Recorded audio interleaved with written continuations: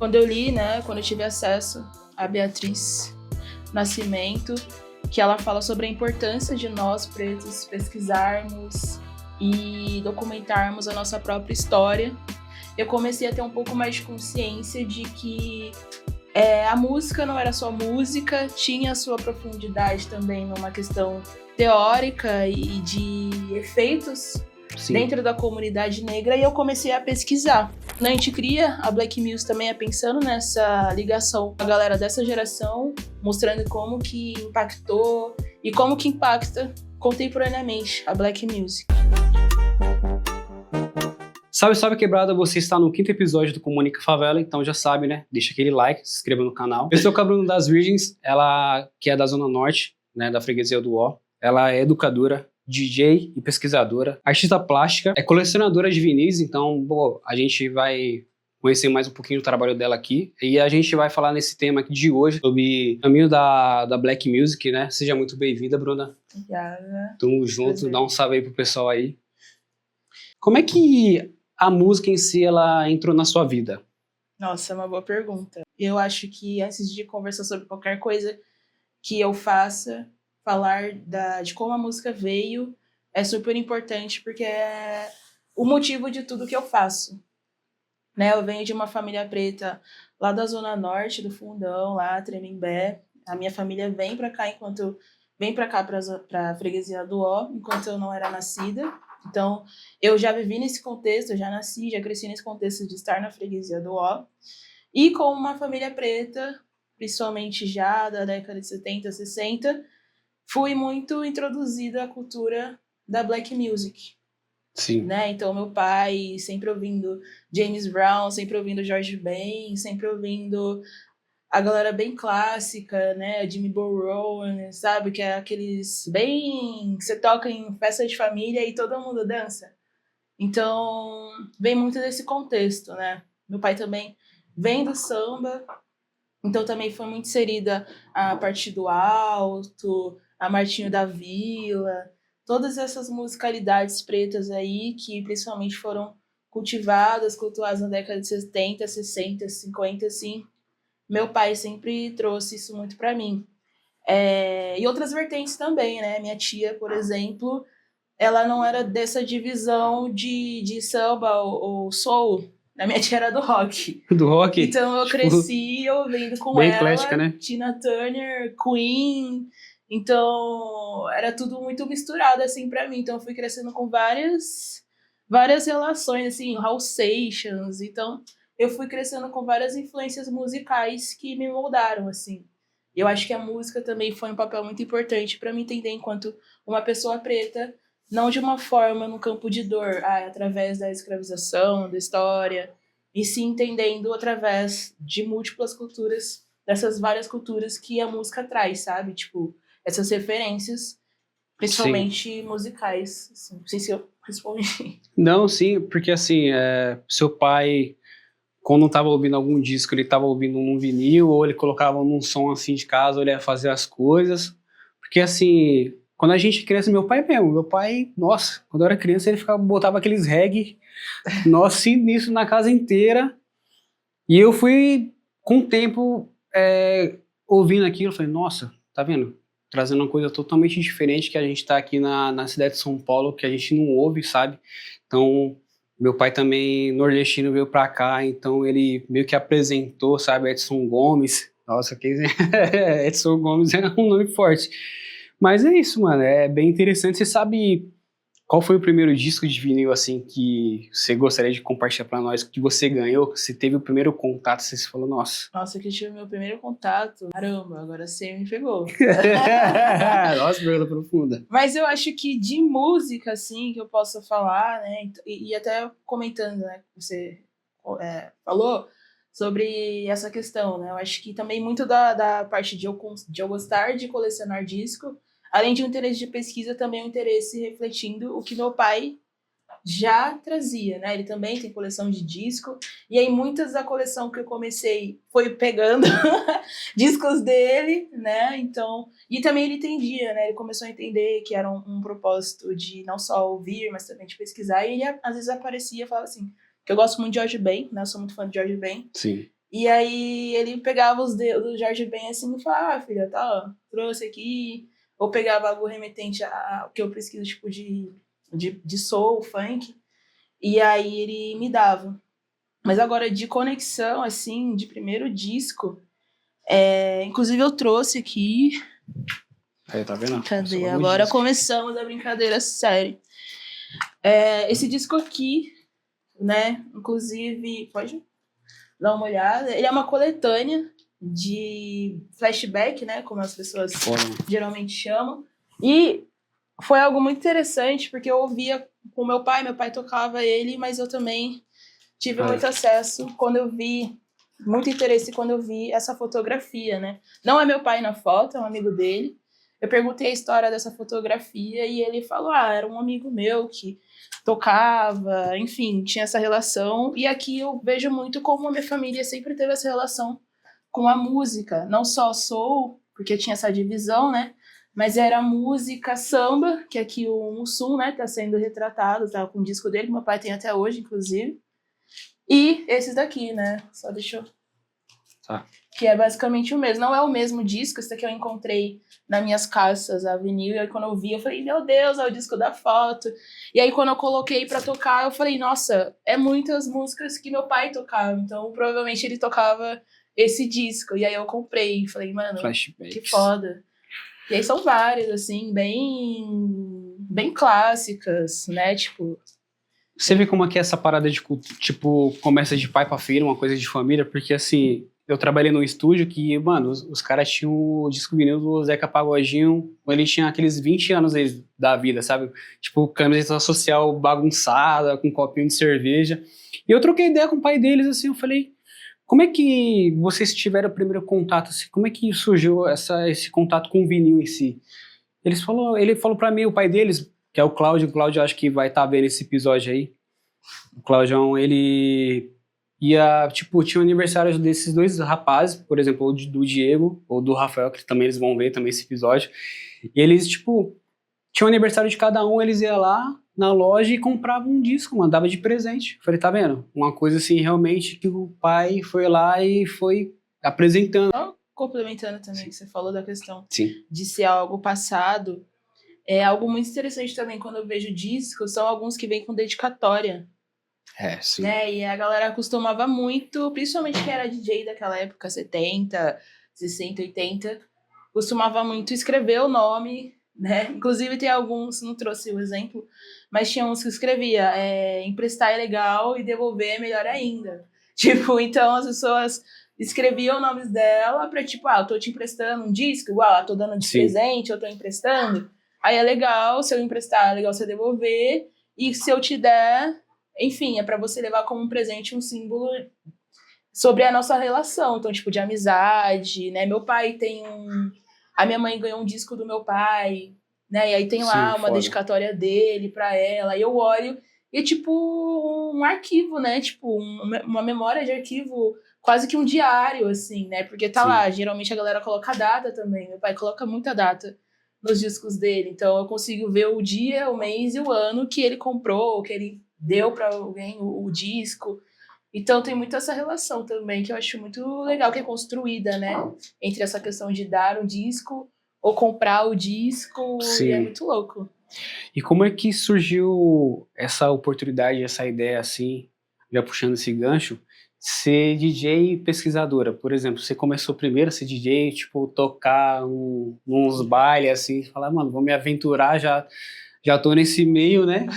Bom, primeiro eu começo como pesquisadora, né?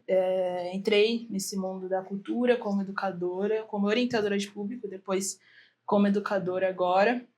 E aí depois, né, através, inclusive trouxe aqui, quando eu li, né, quando eu tive acesso a Beatriz Nascimento, que ela fala sobre a importância de nós pretos pesquisarmos e documentarmos a nossa própria história, eu comecei a ter um pouco mais de consciência de que a música não era só música, tinha a sua profundidade também numa questão teórica e de efeitos dentro da comunidade negra, e eu comecei a pesquisar.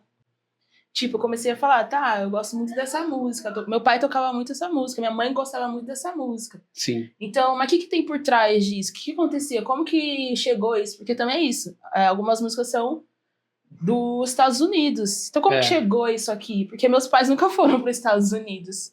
Então, chegou através de rádio, era baile. Mas o baile, o que acontecia nesses bailes que foram tão importantes para eles frequentarem, né? E aí eu comecei a pesquisar. E dentro da pesquisa, eu comecei a ter oportunidades também, junto de outras pessoas, a discotecar.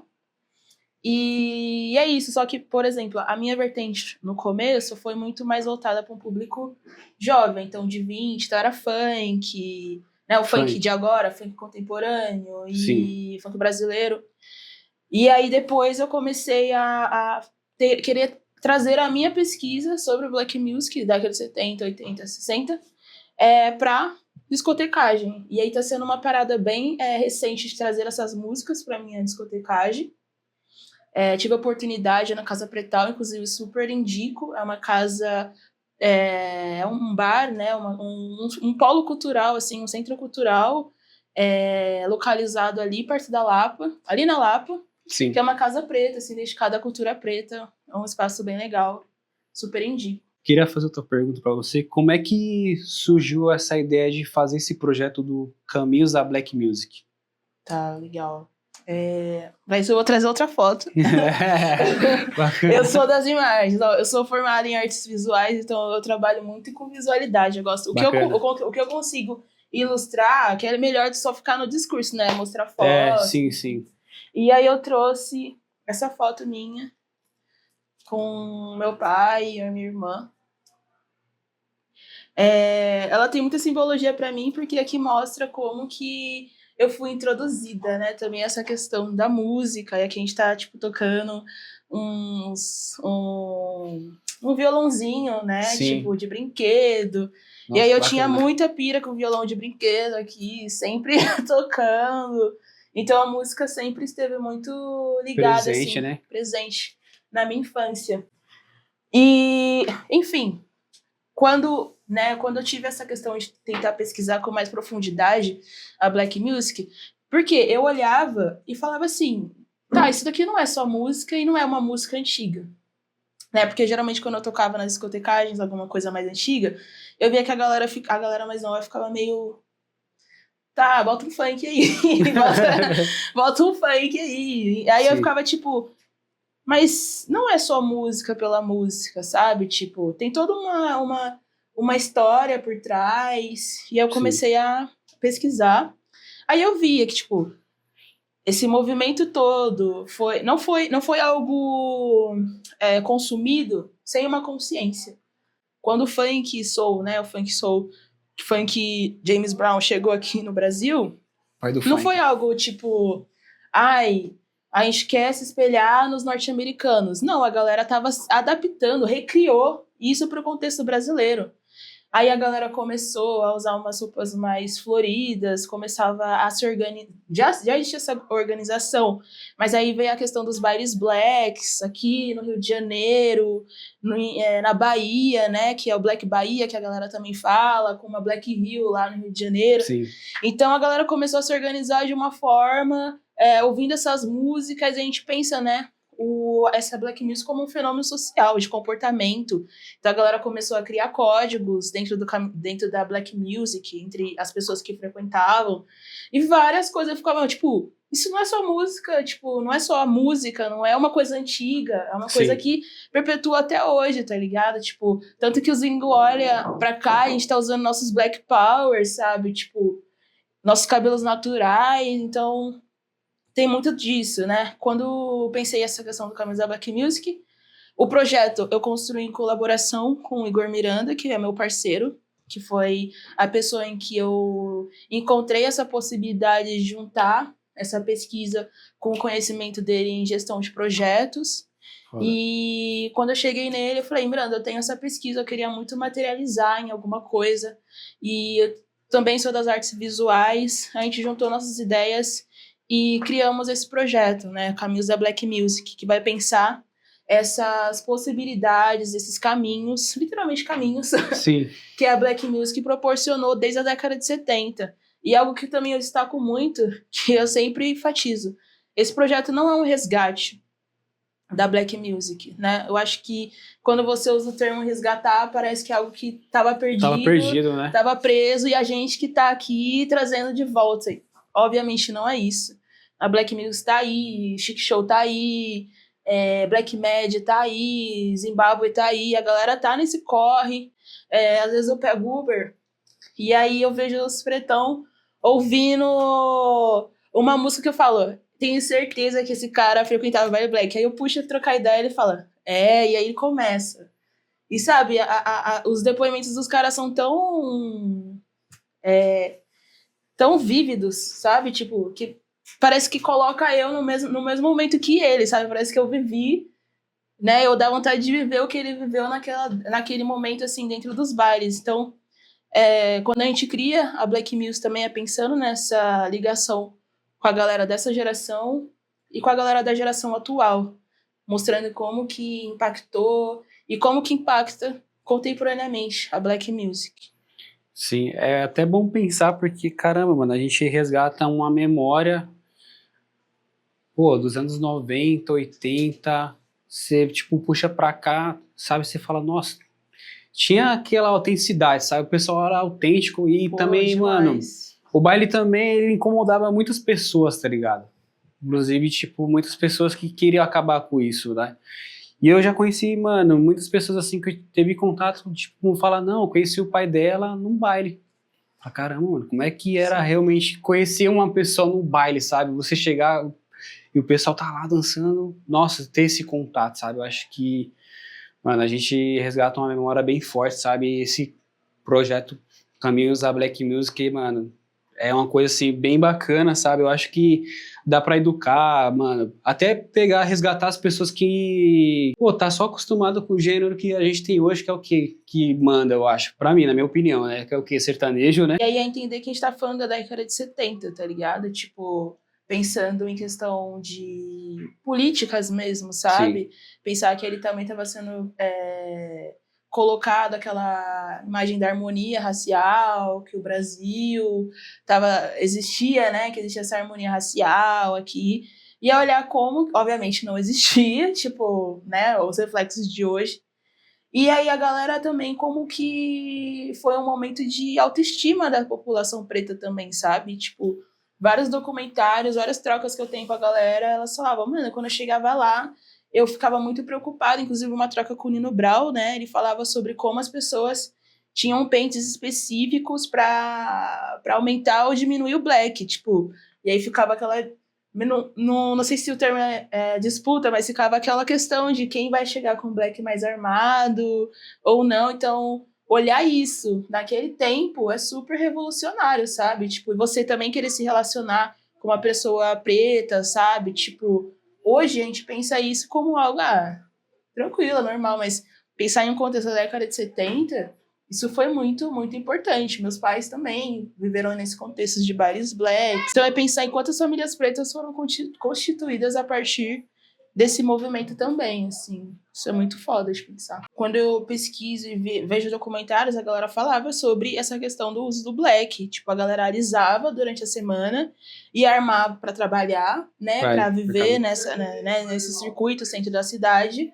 E armava o black de final de semana, né? Porque também muitas pessoas já viam o black, né? Principalmente no contexto da ditadura militar, já o uso do black já era algo direcionado para esse movimento também, né? Muitas vezes, né? Obviamente não só da black music, né? A galera do samba também cultivava o cabelo black. A gente vê várias capas de discos de Martinho da Vila usando black, etc. E aí, quando a gente vê, sei lá, uma referência tipo o Tony Tornado, tá ligado? Usando black também, isso acabou sendo associado por essa organização. Então, a galera já tinha uma repressão e já levava um apavoro da polícia por estar de black, muitas vezes, tá ligado? Como é que surgiu essa questão da exposição, desse Caminhos da Black Music? Sim, eu acho que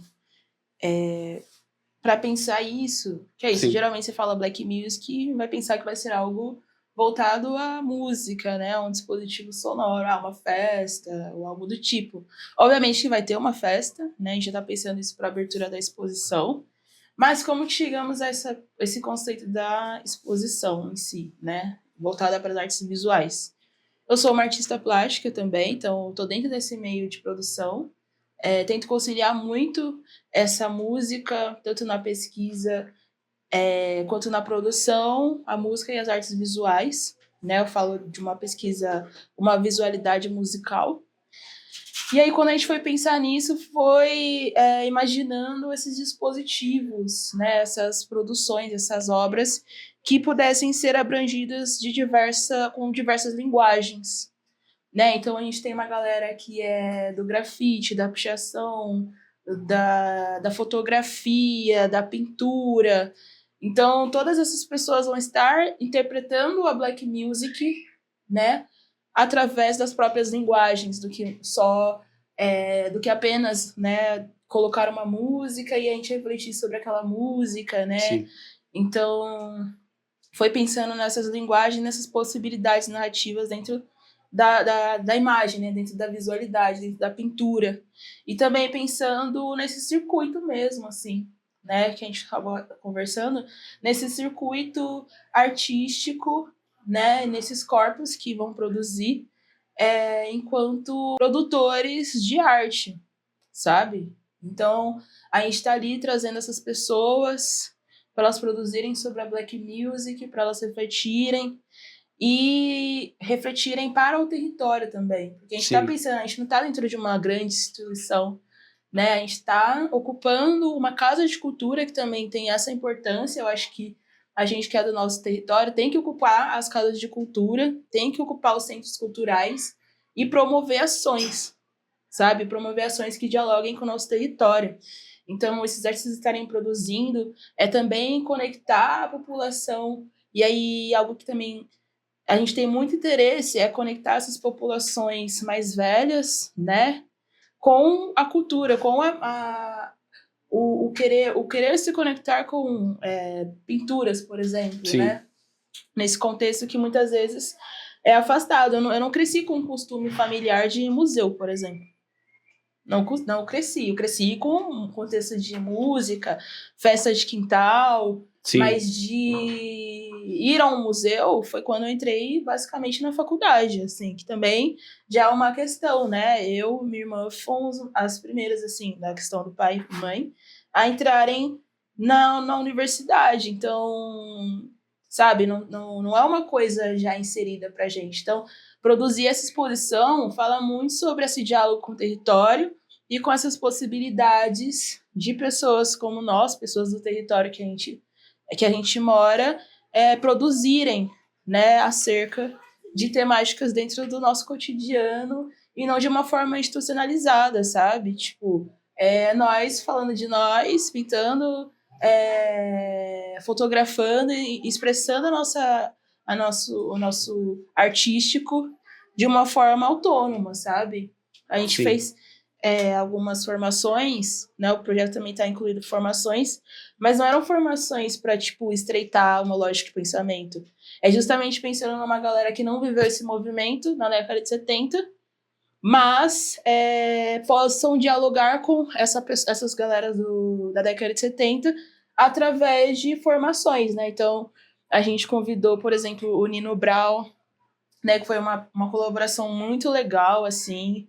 Fiquei muito feliz, muito honrada, assim, de ter a presença dele nesse projeto, que ele fortaleceu muito falando sobre o que ele viveu. Sim. Né, tipo, aí tem foto com um monte de gente foda, foto com o Jorge Ben, foto com o Fred Wesley, que foi uma pessoa muito importante dentro da cultura funk lá dos Estados Unidos, tocou com James Brown. Então foi muito foda, assim, né? E grandes nomes, assim, no projeto, que a gente fica muito feliz de terem fortalecido, assim. Sim, esse projeto ele está acontecendo em qual casa de cultura? Onde que fica localizado? Legal. Nós estamos ocupando a freguesia do Ó, a Casa de Cultura da Freguesia do Ó, que fica ali na Matriz. Lá vai ser a exposição e lá estão sendo as formações com os artistas que nós selecionamos através do edital. Também. Sim. Para eu participar ou ver essa exposição em si, como é, tipo, eu entro em contato com quem, tem um flyer em si, como é que tá? Legal.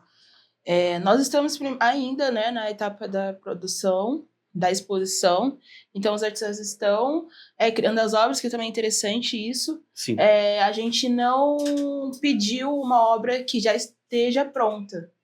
A gente deu um recurso e as pessoas estão produzindo a partir desse conceito da pesquisa do projeto. Né? Então, não necessariamente uma pessoa que tinha algo relacionado a Black Music, a gente está lá e vai expor. Ah, sim. Ela vai criar do zero uma obra. Então, a gente está nesse período de produção. A exposição está para inaugurar em junho. Por enquanto, dia 7 é a data que a gente tem, mas né? Sim. Meio da cultura, muitas coisas podem mudar, mas dia 7. E também estamos pensando em uma organização de um evento de abertura, que também vai acontecer dia 7, é um domingo. Então já fica o convite aí para vocês. A gente está estruturando um baile black, né, para também não ficar só nas artes visuais, mas também na música, na dança. Então, colhe para dançar, leve a sua família. Eu acho que, como eu falo, é um projeto muito afetivo para mim, por causa da minha família. Desse contexto. Sim. Então, ver pessoas pretas, famílias no contexto, pessoas pretas periféricas ocupando esse espaço naquele dia, vai ser bem interessante, assim, bem legal. Então, leve a sua família, leve todo mundo, vai ser uma história bem legal de acontecer, assim. Nossa, bacana. Então... E vocês estão convidados aí, ó. Vai ser um convidado convite. Aí, ó. Comunica a favela, da favela. Você do Brasil inteiro aí, quiser pegar a sua passagem de avião aí, colar aí. Dia 7, mano, tá pegado. Esse vídeo vai aparecer pra você, pode ter certeza. Eu acho que você vai colar aí. Hoje também tá crescendo também um movimento também de baile black, mano. Assim, por exemplo, no Anhangabaú tem projeto agora que a pessoa vai lá e aprende a dançar, mano. O pessoal coloca lá volta aquela memória que o pessoal dançava todo mundo em conjunto, vai lá na Anhangabaú e dança, tá ligado? Até um convite pra você que tá aí sedentário aí, tá aí na quebrada aí sem fazer nada, vai lá, mano, Anhangabaú dançar lá, pô. Vai dançar em conjunto todo mundo, pelo menos você vai chamar sua namorada, sei lá, sua ficante ou vice-versa, chama pra um baile, vai pro baile. Legal. Exatamente, E é isso, né? Tipo, pensar que esse projeto é um dos diversos que estão acontecendo no Brasil, em São Paulo, Sim. Que faz essa menção, né? Esse pensar a Black Music. Então, lá que você comentou, tem aulas de baile charme, de samba rock, que inclusive Naya Limeira é uma grande pesquisadora de samba rock, que levou isso para a academia também, para documentar. Participou do projeto. Então, são pessoas que cultivam essa cultura, né? E fortalecem em várias linguagens, tipo, desde discotecagem, DJ, desde a dança, Foda. Ensinando, né? Que é isso. Geralmente a gente tem esse passinho de família, né? Tocou uma música, todo mundo sabe o mesmo passinho e vai dançando, o samba rock também, né? Então, eu não sou muito boa em samba rock. Meu pai sabe horrores, mas eu não manjo muito. Mas também é algo muito cultural, assim, das nossas famílias, né? De, tipo, vai em cima, embaixo. Então, continuar fazendo essa projeção, né? Passando de geração para geração é muito foda de ver.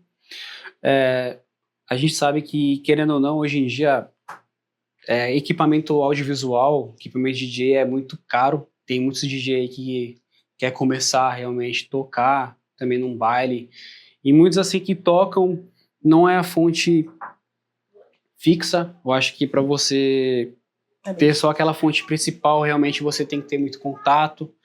Eu já tive contato com pessoas que realmente, tava trabalhando num supermercado e tava tocando no baile de vez em quando, tava fazendo um freela, aí depois realmente começou a virar. Tem muito disso, no Caminhos do Black Music, vocês também abordam também esse assunto referente a DJ, tipo inclusão. O Caminhos da Black Music, como eu falei, né, ele vai dar essa autonomia para os artistas pensarem acerca da Black Music, né? Então, essa questão do DJ, por exemplo, foi muito falada durante a formação, junto com a Néia Limeira, que trouxe essa referência do DJ Osvaldo, né? Sim. E agora pensar essa coisa mais direcionada ao DJ, não especificamente, Tá. né? Mas a gente traz essa abordagem geral do que foi a Black Music. E quando você trouxe essa questão, né, dos DJs, que algumas vezes trabalham no supermercado, tem outros trabalhos, né, para além do DJ, eu acho que é muito legal é muito legal pensar isso, porque eu já me conectei com vários vigilantes, né, dentro dos espaços que eu trabalho, e aí eu vou comentar sobre esse projeto, e eles falam, nossa, porque eu tocava em tal festa, ou quando eu falei do Uber, né, que também, nossa, eu trocava em tal festa.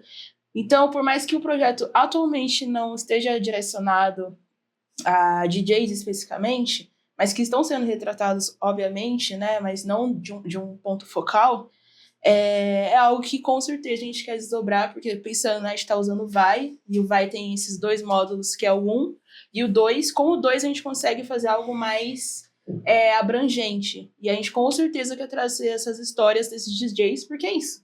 Sem DJ, não tem baile black, né? Tipo, não teria esses baile blacks. Ainda mais pensando no contexto da década de 70, que tinha a necessidade do vinil, né? Então, ou da banda ao vivo, ou banda invisível, né? Como tinha a questão do DJ Osvaldo, a orquestra invisível, como tinha a questão do DJ Osvaldo. Então, é pensar esses DJs, esses corpos, como algo que foi um ponto de partida também, né? E que correram atrás. Inclusive, tem uma que eu estava pesquisando, né? E eu encontrei um depoimento de uma pessoa falando que Dom Final falando, que é uma grande referência dele, falando como também muitas pessoas, a polícia parava e olhava os discos que você tinha.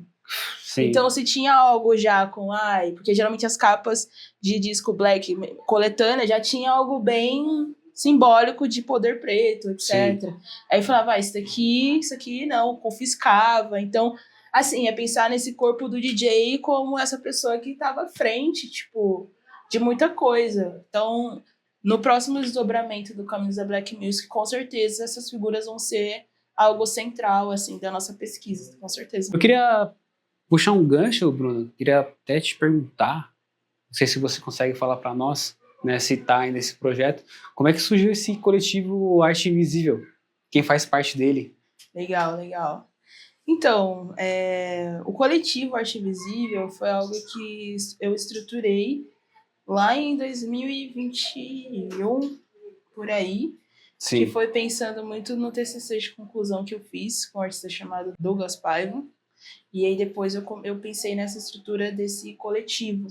Sim. Né, para pensar ações voltadas a artes que são invisibilizadas dentro de instituições culturais. E aí a gente fez uma primeira ação juntas, né? Sim. Eu, Douglas e Daniela Lima, num CCA, que foi pensando musicalidade. A gente foi discutir rap e funk, né, dentro de estética, várias coisas assim relacionadas a essas músicas.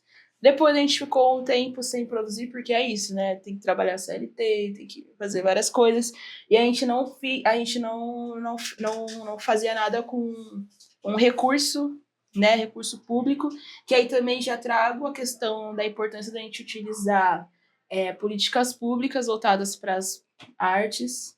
Sim. Então, com essa estrutura agora do coletivo, que é com o Igor Miranda, comigo, com a Daniela Lima e a Amanda Glória, para esse projeto específico, é pensar na importância da política pública, porque é o primeiro projeto que o coletivo conseguiu com verba pública destinada a ações de produção cultural dentro das artes. Então, é pensar como nós, principalmente aqui com o Comunica Favela, também com o recurso público do Vai, é pensar em como a gente consegue, que a gente deve, assim, de todas as formas, nos inscrever em edital, conseguir verba pública e lutar por um alcance, uma abrangência maior de políticas públicas voltadas para produções de território. Assim, sim, né? Tipo, a gente não pode só ficar dependendo de uma instituição cultural olhar pra gente e falar, nossa, sua arte é boa, sua arte é válida. Porque a maioria não vai fazer isso, sabe? Tipo, então a gente tem que olhar a nossa produção, pegar a verba pública através de editais e produzir o que a gente tem em mente, porque para as pessoas olharem e falarem e validarem o projeto, são várias camadas. Então a gente tem que se entender, tem que saber escrever edital mesmo, e tem que dar oportunidade para as pessoas que estão aqui do nosso lado, sabe? Tipo, essas referências que a gente traz dentro do coletivo é muito de convívio também, sabe? É tipo, trabalhei em X lugar. A minha colaboração com o Miranda mesmo, sabe? A gente começou com o orientador de público em X museu, e aí de lá a gente sempre falou, mano, a gente precisa trabalhar junto com uma coisa nossa, tipo, uma ideia nossa. E aí o que aconteceu agora em 2025, pra gente construir algo junto, e algo junto tá refletindo em várias coisas, tá tendo a oportunidade de estar aqui falando com vocês sobre esse projeto, sabe, sobre essa pesquisa. Então, se fosse esperar uma instituição olhar para mim, que não tem, tipo, nenhum tipo de conexão, assim, tipo, sabe-se lá quando que isso vai acontecer. Então, a importância da gente usar políticas públicas, e a importância das políticas públicas dentro de territórios. Sim, eu acho bacana isso que você falou, porque essa questão do dia edital ainda é muito... Eu acho que é um pouco complexo em si, porque eu entrevistei o RJ, ele também é rapper desde 1991, ele é do Grajaú. Pô, ele tem um projeto, igual eu falei pro pessoal, de fantoche, mano. Ele insere fantoche no rap, mano. Que é Hip Hop é a minha cidade. E ele falou sobre isso pra mim, que eles têm uma dificuldade, assim, querendo ou não, de edital, porque edital você tem que ver o que eles pedem. Eu acho que ainda é uma linguagem ainda muito difícil. Então, desde quando realmente o Comunica Favela passou no edital, a gente falou, mano, vamos ver quem tá lá na favela lá que faz um projeto também artístico, né? Que essa pessoa não tem visibilidade, chama ela para participar, não vai. Porque o pessoal olha assim pro nosso projeto e fala, nossa, mas você se imagina tipo num flow, não pode pá. Não, a nossa missão é montar, na verdade, um projeto de vídeo para essa pessoa que tá lá na quebrada, que faz um trabalho artístico, ou tá passando por algum problema em si, chegar e trocar essa ideia, tá ligado? De quebrada pra quebrada, né? É isso, né? Visando algo... Sem essa questão, assim, de julgar, assim, de, tipo, ficar um contra o outro, sabe? Eu acho que o nosso problema que a gente tem hoje em dia é outro, sabe? Então a gente já sabe quem é o nosso inimigo, sabe? Também pensar, por exemplo, nós, não é a primeira vez que a gente tá tentando um edital, assim, sabe? Sim. E já recebemos vários nãos também, então... É pensar nessa insistência e também, de alguma forma, conseguir decifrar, né? Eu falo muito de saber a senha e repassar a senha depois, tá ligado? Tipo, pra entrar nos lugares.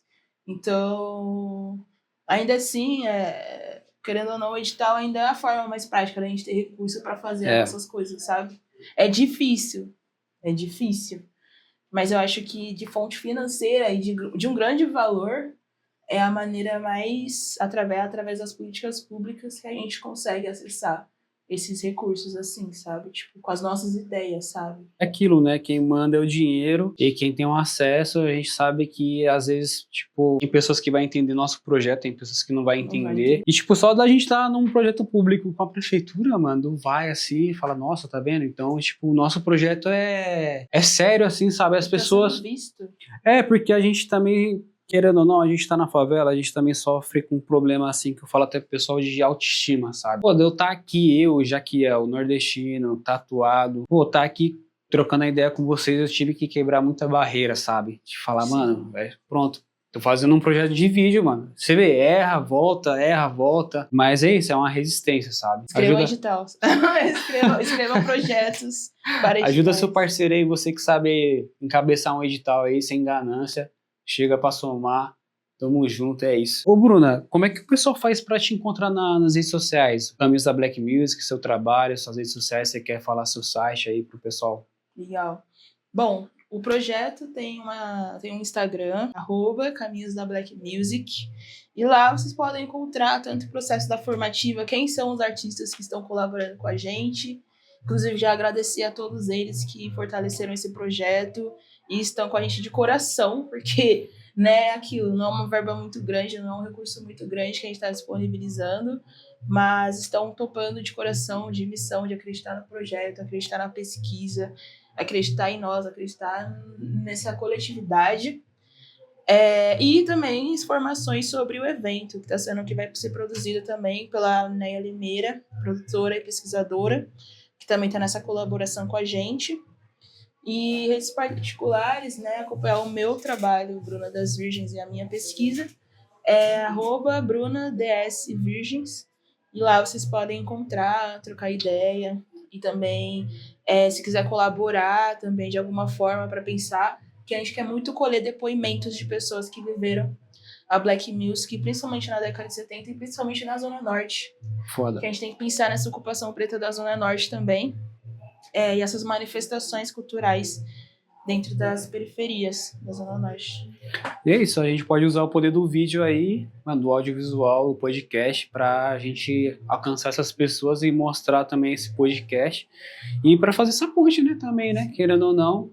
Hoje em dia a gente tá nas redes sociais, o que a gente mais vê é vídeo, né? Então, a gente fala muito também dessa questão de futuro, falar que futuro é IA, automação, né? Mas também foto, vídeo, né? Vira e mexe, você tá vendo informação.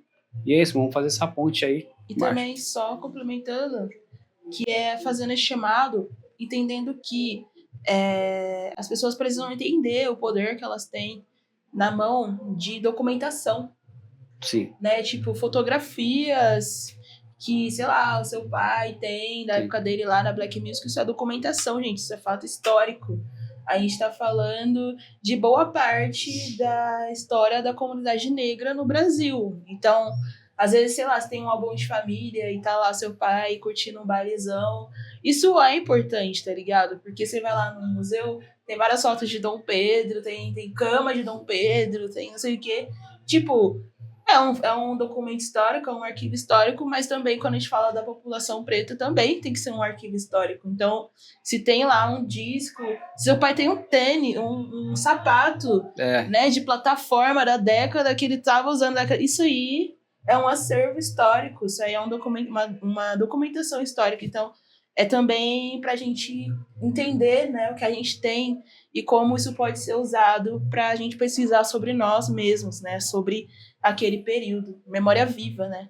Então, Bruna, como você falou, né, que você tem alguns discos, né, queria que até você mostrasse aí pro pessoal aí, que você trouxe alguns discos aí para a gente conhecer aí e você falar mais sobre os artistas. Legal. Bom, eu trouxe alguns discos aqui, né? Sou colecionadora, eu tenho que falar dos meus discos, ao mostrar um pouquinho. Mas eu trouxe alguns para falar um pouco também sobre essa relação, né? Trouxe aqui o do Payback, James Brown, muito importante para a cultura. Inclusive, eu trago muito ele porque eu acho que ele é o mais conhecido até como referência de Tom Odeio Chris, né? Tem aquele episódio que o Chris risca esse disco. E a mãe dele dá um cacete nele. Aí termina assim. É muito raro esse disco. E aí, tipo, essa aqui é uma versão nacional, mas aí acho que é o que mais eu consigo conciliar quando eu vou dialogar com a galera da geração atual, sabe? Sim. Aí eu faço, aquele disco. E é Payback, né? Quem não conhece Payback, né? Você segura Payback. Aí aqui eu trouxe essas duas referências de coletâneas de bailes blacks, né? Que é o Mancha e a Soulburn Prince, que é a Soulburn Prince do Rio de Janeiro.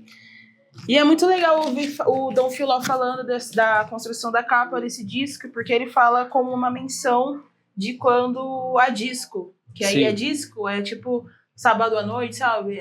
Aquele filme, Balas de Sábado à Noite.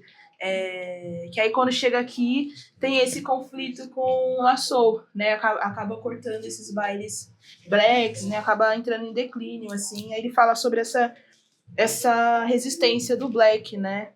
Inclusive, 78, muito importante esse disco aqui, quando a gente fala sobre bailes blacks.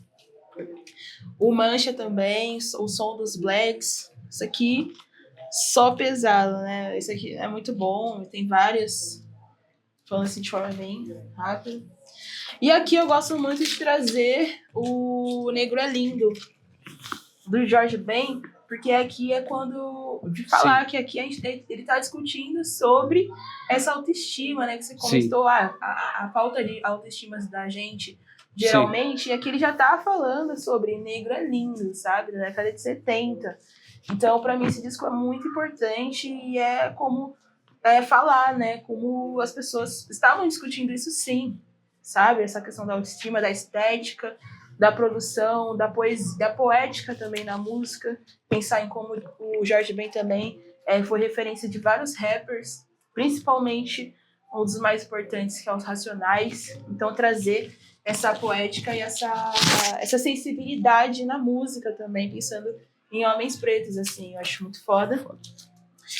E fazendo um paralelo também com James Brown, trago o Gerson King Congo, que é uma referência muito importante, assim, quando a gente vem pensar na tradução e na recriação do funk soul no Brasil, a gente tem que citar ele, inclusive, a gente tem que citar, foi uma peça muito importante, né? Mandamentos Blacks não é desse disco, né? Mas quando ele fala sobre Mandamentos Blacks, amar como um black, dançar como dança um black, então ele foi uma figura muito importante.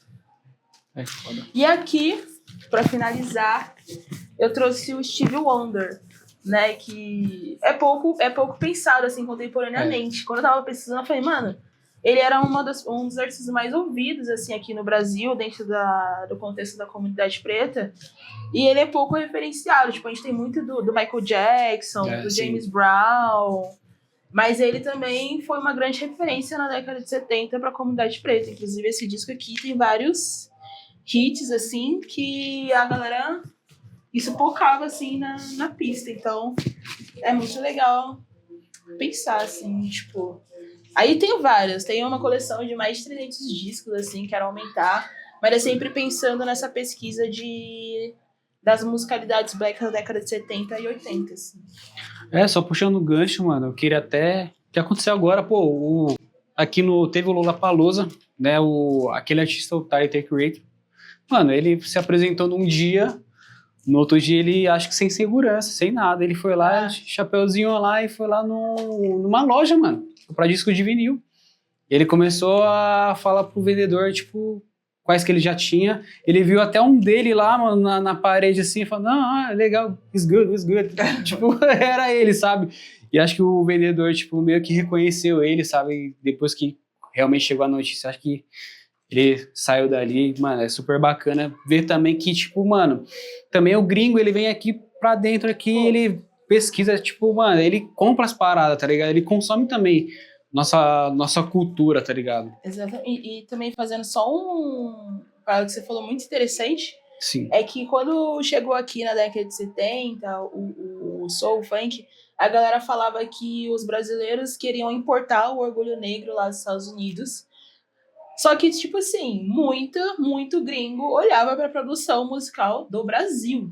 Sim. Tipo, pegava sampla, pegava ritmo, pegava várias coisas e produziam lá. Então era uma questão muito mais deles olharem pra gente do que vice-versa, sabe? E aqui, pelo menos, o que eles pegaram naquele momento foi uma coisa mais geral e reconstruíram lá, a galera pegava mesmo e fazia, assim. Então, pensar nesse paralelo de troca, e também algo muito interessante que o Nino Brau falou durante a formação, e que também pauto, não é uma questão, quando eu falo sobre Black Music, quando eu falo de James Brown, Stevie Wonder, não é uma questão de olhar para os Estados Unidos.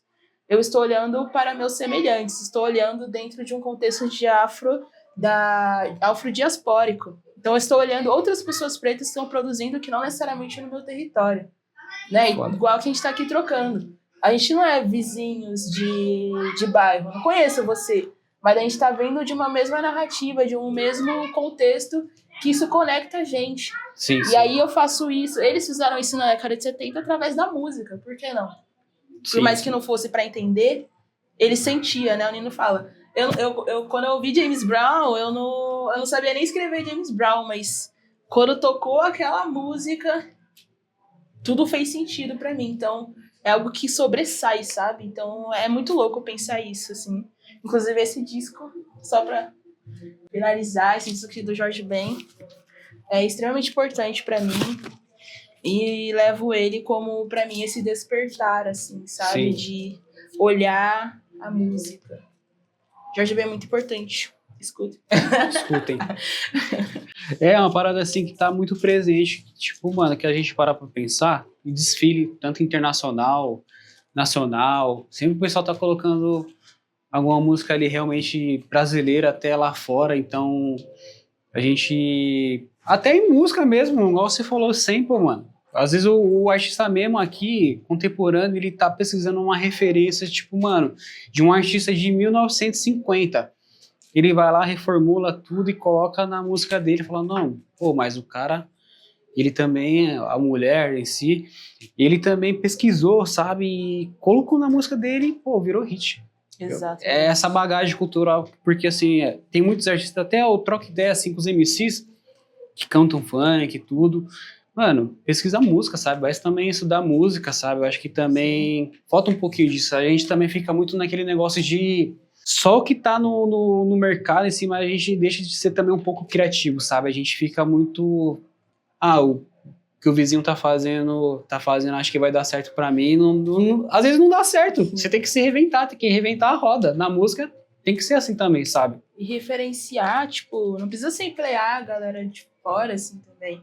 Tem muita produção, como você falou, da Sim. década de 50, 60, 70 aqui do Brasil, Sim. que a galera pode super samplear. A BK, né, pegou a Evinha, né, É, pra samplear. Então, tem muita produção foda, sabe? Tipo, a galera sampleia, eu acho que o Tyler sampleou o Gil, né, o Sim. Gilberto Gil.